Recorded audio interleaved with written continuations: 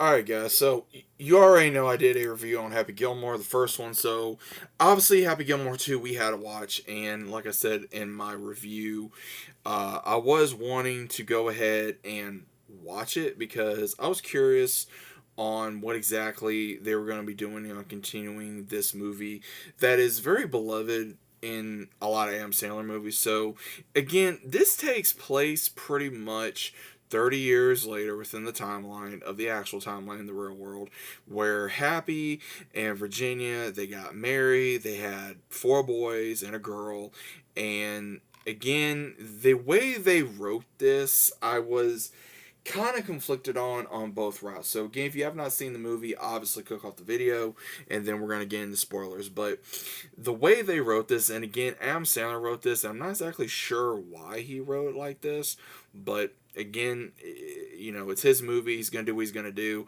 But they kill off Virginia, and the way they do it is Happy, unfortunately, makes a huge mistake. He accidentally hits her and it takes her out, and he just goes off the deep bender. He just unfortunately starts drinking. He starts using the money really recklessly, and he loses everything. And they have no choice but to move into one house. His sons have to move into an apartment, and they're working.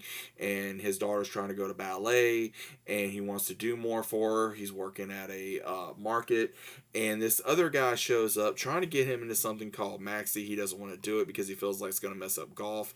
And at the very end, he's like, okay, I don't know what to do. But what happens is he is trying to find a way to make money for his daughter. So what he does is that he talks to surprisingly a real life golfer in the movie, but apparently he's a friend, and what he tells him is that, hey, there's going to be a lot of money, so you got to get the money rolling in somehow. And so he tries to go, amateur style to, get into, being a golfer again, but he messes up really bad, and he's able to somehow he gets away with it. He gets cuffs on the wrist, he gets let loose, but he has to go to AA. And unfortunately, we have Ben Stiller's character return, where he went from the retirement home area to becoming a guy, and he's just a real ass yet again. So the entirety of the movie is Happy trying to figure out a way to be able to help his daughter, help his family, and be able to redeem himself. And he goes on to the tour yet again, and his club that he's in makes a deal with the guys from Maxi, like, okay, hey, you're five against our best five, and Happy goes so he could try to be the best one. He makes a hell of a comeback, but unfortunately, he really messes up on Mother's Day, because that's when when he lost his wife, and he's like, okay, he just didn't care. He got drunk, he messed it up, but he was able to make it right by luckily being the top five, because one of the other ones that was in this movie, he was secretly working with the one Maxie, and the leader of Maxie actually breaks out McGavin, and McGavin is so obsessed with revenge, but he actually does not like what Maxie is doing, because Maxie informs him that there is some type of way that if you get rid of some type of a limb, then you're able to swing as good as Happy, but not like Happy does, because Happy does it on rage. They do it with their form, and also able to turn their body so far to where they can go further out to make that, that putt or whatever you call it. Now, once this happens, of course, McGavin and freaking Happy, they have a huge slug out, and they work together on bringing on the other four best in the league and train them as best they can.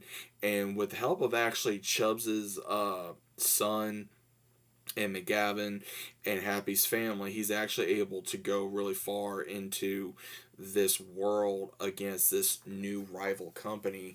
And once he goes further with it, he actually wins. And what he does is he makes a deal with the one head of Maxie, like, okay, if I win, you pay for my daughter's schooling, I get your car, you give back my caddy his own restaurant, and all this other kind of stuff. And he wins and he gets all that. And the movie kind of has a heavy rap. Now, again, there's a lot of cameos in this movie. You have Adam Sandler's real wife, who plays as the ballet teacher. You got both of his daughters in here. One's in AA with him. Turns out she's an undercover FBI agent, or someone that was working with the FBI to go ahead and take down Ben Stiller's character. You have, of course, his actual daughter, who was playing his youngest daughter in the movie, which I believe is his youngest daughter. I'm not entirely sure, but it was cool to see his actual, wife and kids in there. We had Ben Stiller return. We had Rob Schneider guest star in this. We had a cameo by Eminem, by Post Malone, by a bunch of other actors and athletes and things like that. Again, I can see why people had issues with this movie because of the twists in there. I mean, was it a bad movie? No. Was it as good as the first one? Probably not, but it was still enjoyable to a certain degree, out of my opinion.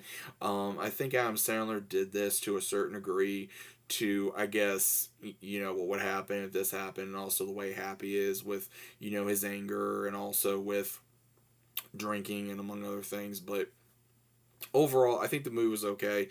I still think it was good. But again, was it as good as the first one? Again, that's debatable. But you guys, let me know what you think about it. Was it a good movie? Was it a bad movie? Was it okay? Was it just horrible? What was your thoughts about it? Let me know about it down in the comments. Hope you guys enjoyed, and I'll see you as always on the next one.